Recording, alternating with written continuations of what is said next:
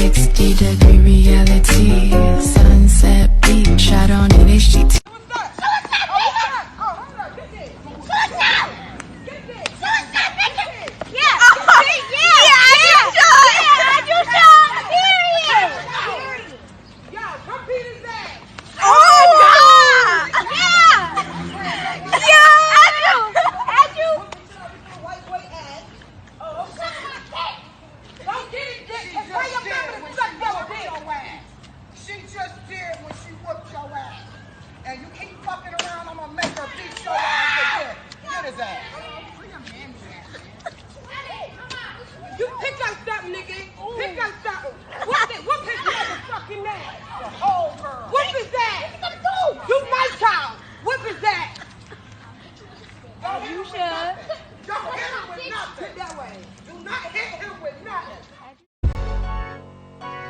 Umbrella.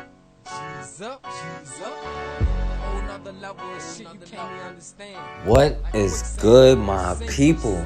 We are live back again with another episode of The Forecast.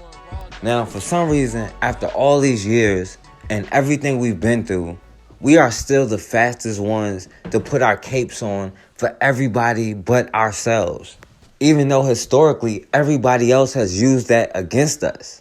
And nobody really understands the irony that they need blackness to define their own superiority, which in itself doesn't make it very superior. But when it comes to non-whites, we allow every single group to join the club, and we're quick to put our capes on and defend them, even though they've always turned around and used us as a way to earn their whiteness. Like with the Irish, they weren't always considered white. That's why they try to use the argument the Irish were oppressed too and the Irish were slaves. But one big way you can tell the difference between us and them, they understand they're Irish. They know where they come from.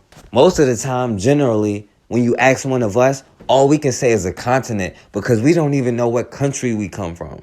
And that's the first way you can tell every other group doesn't have the same struggle that we have. But they try to compare what happened to the Irish to us. But what they won't tell you is how the Irish earned their whiteness. They created the whole minstrel blackface shows. They attacked black men, women, and children in countless massacres. All in the name of the dominant society trying to be accepted by them. Until they were finally accepted. And other groups try to use the same blueprint to get their white card. We've seen the Jewish do it. We've seen Arabs. We've seen Spanish or Latino people try to do it, even though they'll never be accepted. And we've also seen the Asian community do it. Now, ever since this corona thing started shutting the world down, Asian people have been crying about racism. And even though generally it's white people being racist, and it was Donald Trump himself that called it the Asian virus, but because they're terrified to say or do anything to white people, now there's this trend of Asian people trying to call out black people for racism. Now, I know they're scared to bring that issue to white people, but they can't bring their BS this way, especially with the racism ingrained in their culture. Of course, they're going to try to fit in with the system of white supremacy because they see themselves as the closest thing to white that is non-white, even though they'll never be accepted by them. But because we won't drop what we're doing and go put our capes on for them, now we hate them and we're the enemy. And we're the ones perpetuating racism. Especially when there's no reason in the world for a black person to cape for an Asian person. Even though the first Asians were black and they hate to admit that, we don't hate them. We have too many issues of our own to be caping for a group that has never taken up for us and have their own racist culture against us. Even though their culture itself is nothing but a watered down, plagiarized version of ancient African culture, even though they, like Europeans, and in my opinion, isn't as solid or strong as ancient black culture. But they'll be mad if you say that. And even though they still imitate our culture to this day, and rap and hip hop is as big in Asian countries as anywhere, they still try to disrespect our culture and use the same talking points that white supremacists use. They have no problem bringing their stores in our community and taking our money, but not hiring any of us. But then to turn around and accuse us of discriminating against them. But when you look at Asian countries, how many black people are in political positions or hold any kind of power? But they talk to us about discrimination. Meanwhile, they can move into Africa, buy up everything, and the people still let them. They haven't learned from the first time they've been colonized by Europeans. And then after they build up their houses, their stores, their restaurants, and get all of the women pregnant, then they discriminate against the native people who live in the land. But you don't see anybody speaking out about that. You don't see anybody making a video about that. They say, well, it's just business. And you know what? They're right. So now that it's time for us to be just about our business, I don't want to hear anything. But yet and still, even though they're trying to accuse us of the racism instead of the white people that it actually is coming from, so many of our people still want to take up for them and put a cape on for everybody else. I've seen too many people talking about still support Asian businesses because they're going through it. But they won't even support a black-owned business. If you're a black person talking about support Asian businesses and you've never said nothing about black businesses, you've got a problem. Because when have you ever seen an Asian person say support black businesses? If they're selling their store or business, they'll sell it to another Asian person, not to a black person. Even if it's in a black neighborhood. They barely even hire black workers. And for some reason, they can get away with it, even though America's supposed to have discrimination laws. But you know what we do? We still support their businesses. But when we do support them, then look what happens. Brand new video tonight shows a fight right here inside a local nail salon with an employee taking out a gun during the argument. It happened in East Point. That's where police tell Local 4's Lauren Podell they're still looking for the employee involved. Cell phone video captures frightening moments inside of Nail Tech Salon on Gratiot and 9 Mile. Look again. East Point police say they got the call around 1 o'clock Saturday afternoon when the employee wearing the light green shirt pulled a gun out of his waistband after getting into an argument with a customer. And his kids in here. When Local 4 went to Nail Tech today, the manager's sister knew exactly why we were there. We called the police. Okay. Because the lady here want to fire him. So what sparked the feud? Police say the customer requested glitter polish. The employee refused, and the argument escalated. She angry Why was she angry? because she keep put a nail polish on and she don't want it. She keep take like a whole time for 2 hours for pedicure. Employees say this worker was in training, and police don't know if he has the proper licensing for the weapon. But regardless, these regular customers recognized him. He's a newer employee. Like I said, we've come here many times, and he's one of the newer ones. Damien and his wife live in Northville, make the drive to East Point to Nail Tech for the good service, and are shocked by the video. A lot of people carry firearms. But the way that was brandished like that, it's irresponsible. Now, East Point police did get the side of the story from the woman who was receiving that pedicure. But as for the nail tech, by the time officers responded here to the salon, he had already left the scene. First moment of my life was being held with my arms pinned down. Painful flashbacks. Days of demonstrations. Handcuff them! Handcuff them! Tonight, calls will grow louder for more arrests after a Brooklyn nail salon fight. State Senator Jesse Hamilton will be front and center at this evening's protest. We're working with the Nail Salon Association, and we spoke to the women who are protesting to have a meeting, and we're setting up a meeting now to have a resolution, maybe more cultural sensitivity training for salon owners, and to make sure that it doesn't happen again. It was August 3rd. Christina Thomas and her relatives went to New Apple Red Nail on Nostrand Avenue. Thomas told Pix 11 she was willing to pay for her manicure and her pedicure, but not for the eyebrow wax that she says they messed up. But the owner tells a different story. She says she don't like eyebrows, so she don't want to pay anything. Brooms, dustpans, and nail polish remover went flying. We need an apology from the owner, and there need to be more arrests in this incident. For now, the nail salon is closed. Angry messages remain out front, including, "You are hereby evicted by the community." Police arrested one of the employees and one of the customers, Christina Thomas. Thomas believes every employee that hit her should also face criminal charges. Now, we support their businesses, and while we're spending dollars in their establishments, they have no problem putting their hands on us, especially putting their hands on our women. Now, we were just protesting several nail salons about them putting their hands on black women, and I didn't see no Asian people speaking up about it. In fact, the comments that I did see were people saying how the black woman deserved it. But these are the people that expect us to stop protesting them, to go put our capes on for them and stand up for them. And the problem is, far too many of us is doing just that. When really, if we can't help ourselves, how can we expect to help anybody else? If you really want to help other people that bad, first you have to get out of the situation that you're in.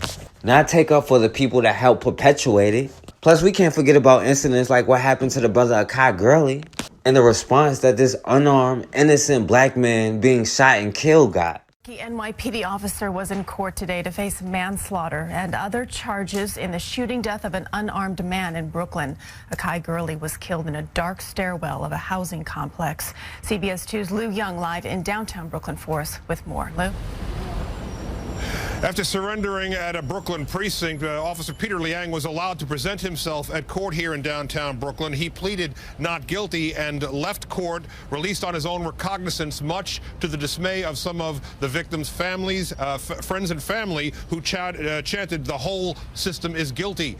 Guilty or not, the whole system is now in motion. Peter Liang, rookie cop turned defendant, topped the escalator at the Brooklyn courthouse as demonstrators chanted outside. Black Lives Matter! The 27-year-old officer has been indicted for manslaughter, assault, reckless endangerment, and official misconduct for the November 20th shooting death of Akai Gurley in an East New York apartment house stairwell, a killing first characterized as an accident, now framed as a multi-count crime. An innocent man was killed and lost his life. And we had an obligation to do a thorough and fair investigation on behalf of the people of Brooklyn. And that's what we did. The cop's attorney is livid, calling the grand jury a summary proceeding that doesn't take into account the dangerous nature of police work. An accident can happen, and what happened in this case, despite the spin anybody wants to put on it, is this was an accident. The tears of the only civilian witness in this case, though, indicate there might be more. Melissa Butler cried softly at the Lewis Pink houses in East New York, where her friend died. Her lawyer says she feels the pain of what happened here every day. She has to deal with every day that her friend died or was dying in her arms, that she had to apply CPR to try to keep him alive. It's the officer's actions after the shooting that leads to one of the official misconduct charges. The DA says Officer Liang waited to call the incident in after firing the weapon down the darkened staircase, telling his partner, "I'm going to get fired." He never tried to help the mortally wounded man. Those actions, perhaps, fuel the strongest emotions. He took a moment to talk to his partner, decide what to do. They are rookie officers, was less than 2 years on the job. I think that's a situation anybody would get in themselves in. They talk about what to do and how to put it over the radio. Scott Reinecke represents the dead man's life partner. These are things that were hard for the family to hear, hard for all of us to hear. This day, though, Akai Gurley's friends and family say they're more hopeful than they've been in a long time. This is the first step in justice. Now all we need is a conviction, which I have faith that we will get. In court, the assistant DA said that Peter Liang's first breach of law, his first serious mistake, was having his gun out and having his finger on the trigger, a violation of NYPD policy that he'd been taught less than a year before. There was no danger there, he said. There was no danger to him or his partner, and as a result, Akai Gurley is dead. Now, this Asian cop, Peter Liang, and another cop was patrolling in a project building. So this Asian cop said he heard a noise down a dark stairway, and instead of using his flashlight, for some reason he was walking around with his gun in his hand with the finger on the trigger. Now, he said when he heard some noise, he got scared, so he fired his gun. Now, it could have been an elderly woman, it could have been a little kid, it could have been a little baby. But it happened to be this brother Akai Gurley, who was unarmed, minding his own business, just walking down the stairs with his girlfriend. And this Asian cop, Peter Liang, who had so many violations, ended up shooting and killing his brother. Now, this cop, Peter Liang, tried to say the shooting was an accident. But after he shot this brother, he didn't even try to help him. Instead of calling for help and calling in the shooting, he was talking to his partner trying to figure out how to cover it up because he thought he was going to get fired. He already knew he wasn't going to go to jail. He just thought he was going to lose his job. Now, eventually, this Asian cop, Peter Liang, because when it comes down to it, they will never truly be one of them, was indicted and actually convicted of manslaughter and misconduct. Now, even though he was facing 15 years for second-degree manslaughter, somehow he was able to get a judge who sympathized with him and made sure, despite a guilty conviction, that he wouldn't have to spend a day in jail. Let me say this. As I watched the video of the defendant entering the lobby of the Pink House, I couldn't help but get the impression that he was entering with a serious mind of doing his job of protecting the people of Pink Houses. Shooting that gun and killing somebody was probably the last thing in his mind, and probably never entered his mind at all. This was not an intentional act. This was an act of criminal negligence. And as such, I find that incarceration is not necessary. And also, as far as the recommendation by the district attorney for home confinement of 6 months, I find that instead of sitting at home for 6 months and spending money to ensure that he stays at home, I think it will be much more productive if he spent additional time on community service. Accordingly, I sentenced the defendant as follows. On the count of criminally negligent homicide, sentence to the court is 5 years probation plus 800 hours of community service. This is 500 hours that the DA recommended plus another 300 hours. So this will take close to about 5 months in my calculation. Tense scene at a New York courthouse when a judge reduced the conviction of the New York City police officer who fired a fatal shot that ricocheted inside a dark stairwell and killed an unarmed black man. Then the judge ruled the officer will serve no jail time. It was a decision that left the officer's supporters relieved, but friends and family of victim Akai Gurley in shock. Here's ABC's Lindsay Davis. If we don't get no an uproar inside and outside this Brooklyn, New York courthouse today after it was determined this former New York City police officer who shot and killed an innocent black man in 2014 wouldn't spend a single day behind bars. We're going to continue to fight till we get justice. Peter Liang was grief-stricken and in tears back in February when he was convicted of second-degree manslaughter for the shooting death of Akai Gurley, an unarmed man who the police commissioner said just happened to be in a dark stairwell when the rookie officer fired his gun. I apologize to Ms. Butler and to Akai Gurley. I wish I could undo what happened. Today, the judge reduced the conviction from manslaughter to criminally negligent homicide and then sentenced Liang to 5 years probation as recommended by the prosecutor. We demand accountability. While Black Lives Matter protesters felt jail time was warranted, Liang supporters felt he was being prosecuted for the wrongs of other officers who've avoided criminal punishment. In addition to probation, Liang was also sentenced to 800 hours of community service. And George, he has also forfeited his career as a police officer. Now, somehow this Asian cop was able to get an Asian judge, which is amazing in itself. But then this judge took it upon himself to go against the jury and go against the DA to reduce his conviction to a lesser charge and then don't give him a single day in jail. All he gets is probation for killing an unarmed, innocent black man. Because somehow when it comes to our lives, it's always an accident. But if I was to accidentally hit somebody in my car, I don't have to be drunk or anything, and I was arrested and convicted of manslaughter, I would be in jail. But this judge took it upon himself against everybody else to reduce his conviction and stay on code with his people after their whole community globally came together to support this cop for killing an innocent, unarmed black man. The Chinese American community in New York City is donating thousands of dollars to help Peter Liang. He's a former police officer found guilty of second-degree manslaughter in the shooting of an unarmed Brooklyn resident. CCTV's Li Tan spoke to one organization hoping the money will help appeal his conviction. The Linsing Association is fronted by a small, inconspicuous doorway on Mott Street in New York City's Chinatown.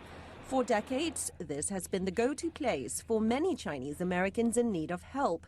But now, cash and check donations have been pouring in support of former New York police officer Peter Liang. It's already more than 350,000 until today, more than 350,000. Eddie Chu heads up the organization and says he has just this week personally given the bulk of the donations to Peter Liang for his legal costs. Around $250,000 is take care of the attorney fee. My issue is that we raise the money for Peter for legal fee. Ex-police officer Peter Liang was convicted in February over the 2014 shooting death of Akai Gurley, an unarmed resident of this Brooklyn housing project where Liang was patrolling when his gun went off.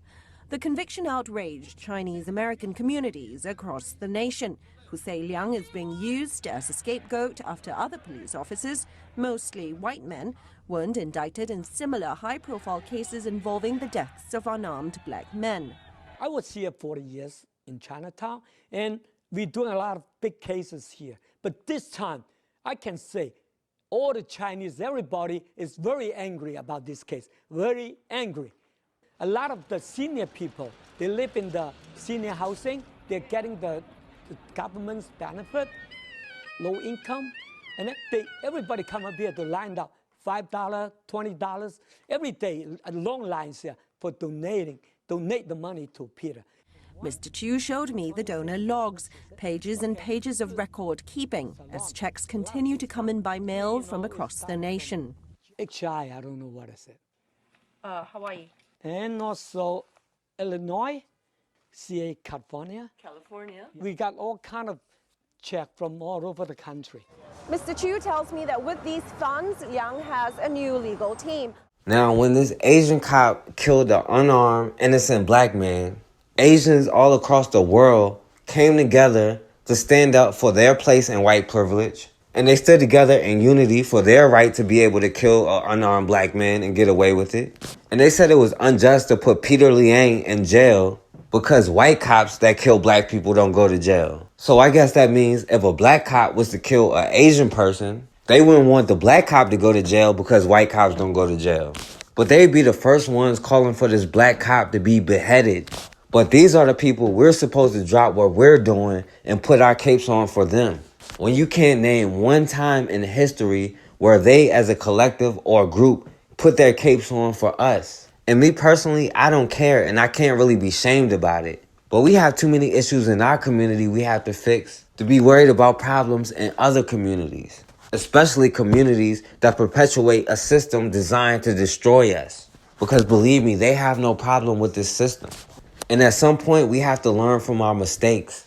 We always cape for every other group, and they take the first opportunity they get to stab us in the back in order to earn what they think is their privilege. At the end of the day, we are all we got. We should know by now that we don't have any friends. And now it's time that we act like it.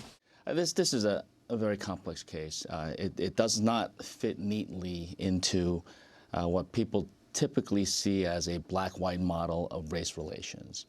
I guess you had introduced me earlier as a supporter of Peter Liang. I wouldn't quite characterize it that way. I've never met Peter Liang. I don't know him. But I do agree with many Asian Americans in New York and beyond, and you can see from the tens of thousands of people who actually protested the initial verdict of manslaughter that Peter Liang was being scapegoated, being blamed for all of the criminal justice ills that have gone wrong in this country. And so people in the Asian American community really do sympathize with the family of Akai Gurley, his aunt here. There's nobody who's against Akai and his family. No one's saying that his life was meaningless. In fact, you know, he's a young man who held promise and was trying to do the right thing. But at the same time, you also have a feeling in the Asian American community that that Liang was just, that too much was put on him. That, you know, in the trial, the DA actually talked about how this was not about criminal justice in the rest of the country. It was not about the NYPD. It was just about Liang. And so how can this be about holding the entire system accountable when it seems like it's all just about holding this one officer accountable, NYPD being held harmless, NYCHA, which is the agency that runs the building, that allowed there to be complete darkness in the stairwell, they are held harmless. So, you know, at the end of the day, it's about holding police officers accountable. And Asian American leaders in the community at large are not saying that Peter Liang is innocent. He was convicted of official misconduct, which represents or reflects the fact that he just didn't do anything to help Akai Gurley. He may have shot him accidentally. The gun might have discharged because he was startled by a noise in a dark situation, but he should have done more. So people, you know, don't dispute the fact that he was indicted, that he was convicted of official misconduct, and he is now sentenced. Not jail time, but he does have a pretty long sentence. This is far more than we have seen in any other case in recent memory. Number one, from the time the trial began, you have been in the courtroom with Peter Liang. Number two, if this was your child, your nephew, would you not want justice? Number three, you reference Eric Gardner, Amadou Diallo, Timothy Stansberry. The list is long. Where was the Asian community? Where was the Chinese community? Where were they? On top of that, what happened to Nicholas Haywood Jr., the same exact story, the same exact excuse. When you have a corrupted system with police officers are being protected by the law, the ending results is Akai Gurley. Peter Liang and Sean Landau, that was not the first time they have been doing vertical patrol in the pink houses. That was their daily, nightly post.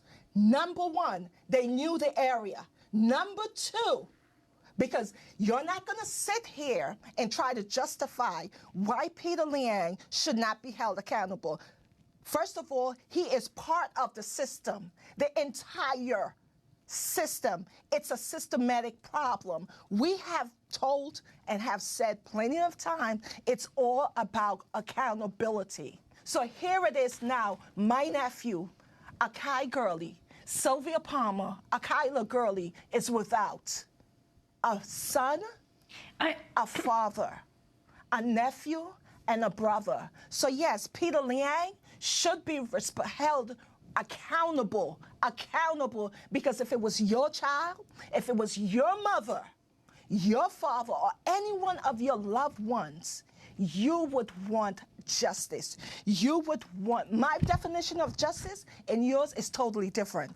On top of that, February 20th, 2016, there was massive rallies nationwide saying injustice and justice. Peter Liang was not a scapegoat. Peter Liang is part of the problem. Every last one of those Asians and Chinese supporters, because you are also part of the problem, you help back and finance. You understand? You guys got together, and here it is. You're saying it's okay. When I walked downtown Brooklyn, February 20th, I was called a nigger. Do you understand? After giving solidarity to the family's there in the flesh, I was disrespected. And Hortensia, I mean, I understand the emotions that you and your family have gone through, but you have repeatedly called him a murderer. He is a murderer. If someone lied to you, they're labeled as a liar. If someone steals, they're labeled as a thief. If someone takes an innocent life, if someone kills someone, they're a murderer, a killer, a murderer. Either way you put it, no matter how you want to sugarcoat it, in my reality, in my world that I live in on a daily basis, where I have to make sure that my grandson, my sons, and my daughters, every morning I have to tell them, please check in with me. You understand? My reality is I can get a phone call, Miss Peterson, come to the hospital.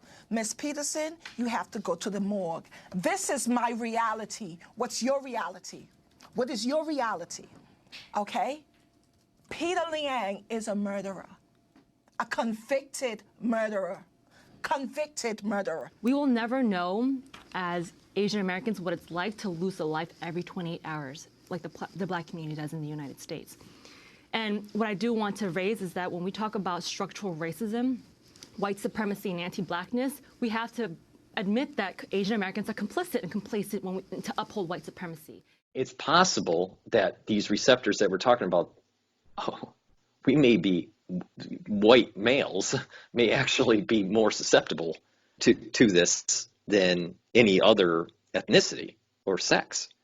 So if the Chinese knew this,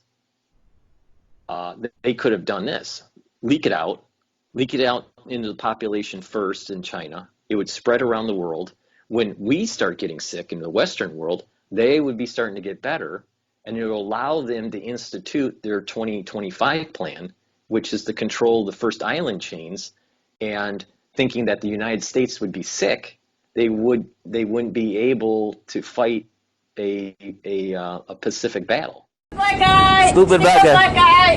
Okay. Stupid black guy. Okay. Stupid black guy. Touch me, I fucking dare you. Touch me, I fucking dare you. Stupid black guy. Alright, don't worry. Stupid black guy. Don't worry, say hello.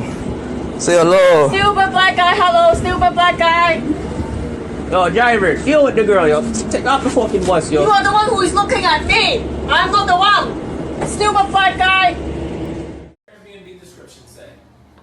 It says no pets. Did you read it? And no party. Your complaint wasn't about the pets. And no party. You said, what party is What there? party is here? What's the party? Look, this is the fucking party. There's no We party. you said we can stay here. That was, our names were submitted. We're staying here. Your place sleeps 5 people. This is not a party. Your place No, sleeps 5. no. It does No, it on your says Airbnb 4. description. It says It 4 says and a 4. couch. So that's 5. You have it on your Airbnb description. Which monkey is gonna stay on the couch? Which monkey's gonna stay on the couch? Which monkey is gonna your stay on mom. the couch? Your mom. Your mom's gonna stay on the couch. Wow. Did she say which monkey is going to stay on the couch? Told us which monkey is Wow. There is outrage tonight over the actions of the owners of a Chinese restaurant that bars admission to non-Chinese clientele from 7 p.m. Kenyans on social media cannot believe that it is possible to face this kind of discrimination in their own country. KTN's Ian Ofula is at this restaurant right now, and we join him live for the Insight. Ian, this story has generated a lot of reactions, especially on social media. What have you picked out from the ground?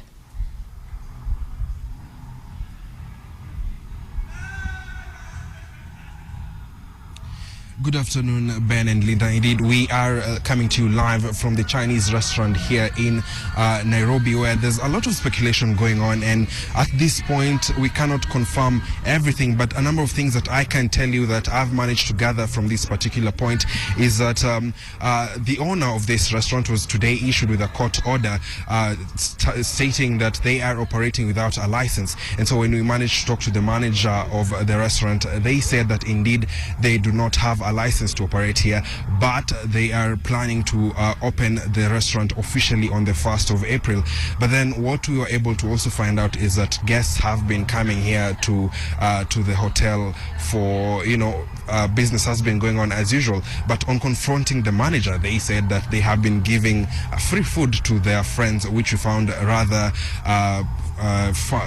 not straightforward. Another thing that I can also confirm to you is that the management said that they took over this restaurant from a previous owner, and so that is why they're still trying to get more time to get some of the official documents for them to operate. And then when it comes to the very issue that has raised a lot of concern, that is the admission of Africans or black people to this particular facility.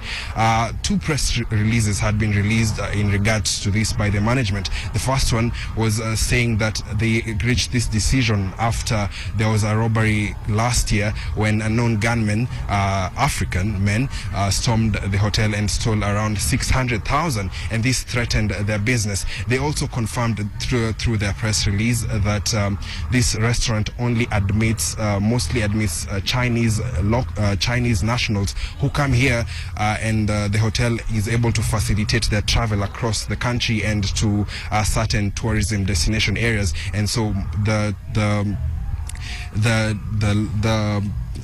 the clients here are the Chinese. The clients who sleep at this particular facility are only Chinese, and that is why when it gets to around 5 p.m. they do not admit other people. Well, a little earlier we spoke to our reporter in Beijing, CCTV's Han Peng. He explained to us why many Chinese citizens are insensitive towards racial issues.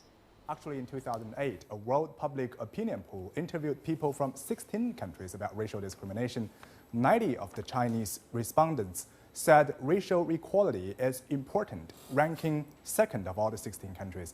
However, despite the opening up of the Chinese economy and many Chinese cities, especially metropolises like Beijing and Shanghai, becoming more internationalized with professionals and experts from all corners of the world, the vast majority of Chinese cities and vast majority of the Chinese people are not accustomed of interacting with people of other races and have virtually little or no awareness of racism in a global context. And from this latest census, only 600,000 foreigners are living in China, a very small portion of them black.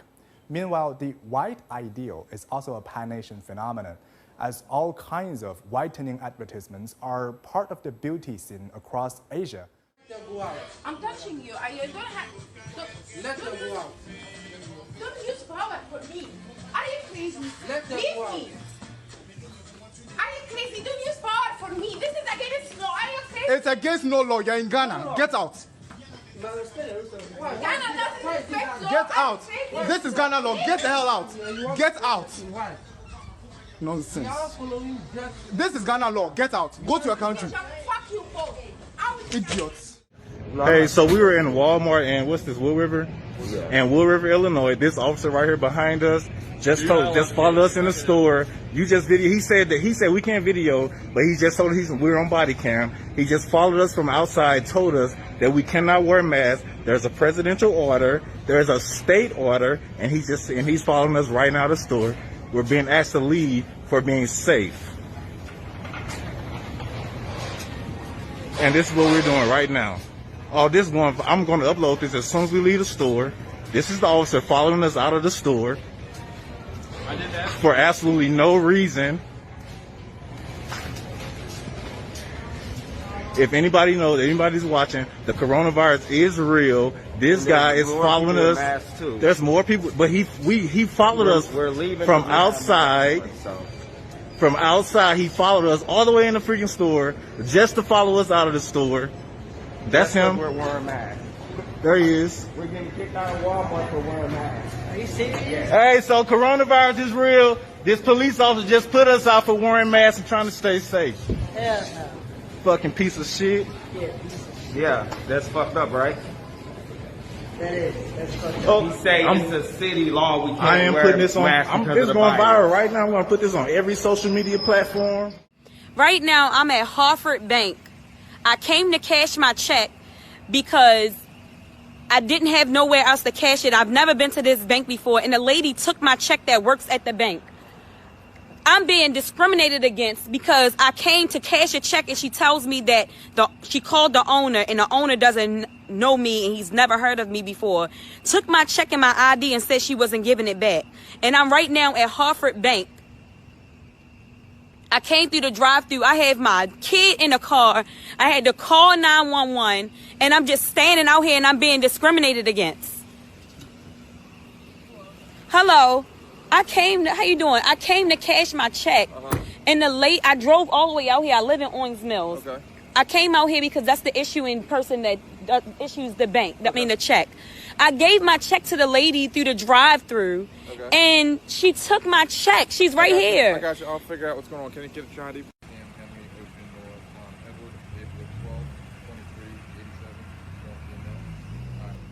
Punch your nigger face if I wanted to. Do it again. Do it again. Say it again. You're just a dumb nigger. Yeah, you are. Yeah, I am. Yes, you are. Yeah. Oh, yeah, post Guess it. what? I don't care. Guess what? You're going into slavery when pressure turns. Slavery? Yeah, you're going into slavery. Yeah, you're going to still pull the slavery You're going to business? slavery. You're going. White women make just as bad as fucking You going. niggers like you. Yeah. Go the fuck Get away. your ass on. Get your ass on, like I said. Get your ass on. With your shiny gold teeth. Yeah. Oh, Yeah. Get my shit. Get away from my shit, you fucking dumb nigga. There go the devil coming out of her right there. Yeah. There go the devil coming out, y'all. I'm sick of you. I already got the tag number. Fucking town is I already got the tag number. The devil coming right on out of her. Yeah. Taking over everywhere. Yeah. We gonna take over the world. How about that? And get your ass on. You're worthless. You are worthless in society. You are too. Everybody knows. Yeah, and that's why this kingdom is falling. You ever heard of coronavirus? Yeah. 3 days later. And I really wanted to apologize and make peace. And could you say it? I just pressed record. Just say it one more time because it did record all the way. My name is Laura, and I just wanted to come by and say sorry for my behavior last night. I was dropping off food next door, and I just got angry and was very inappropriate, and I want to apologize for my behavior and saying some words that I know were wrong, and I...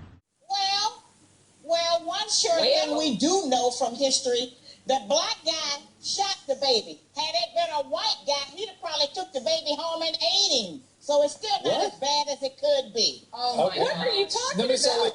You sound crazy.